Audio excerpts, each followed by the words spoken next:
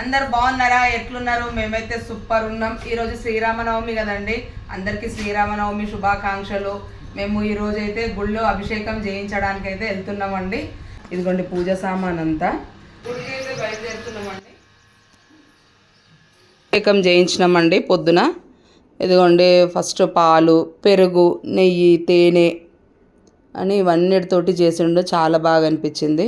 అభిషేకము అయిన తర్వాత ఇవే విగ్రహాలు మండపంలోకి వచ్చినాయండి. నేను కళ్యాణం వీడియో కూడా ఫుల్ ఎపిసోడ్ పెడతాను, చూడండి.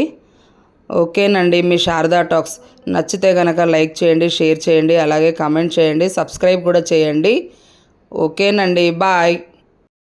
సీతాయాః పతయే నమః. ఓం రామః.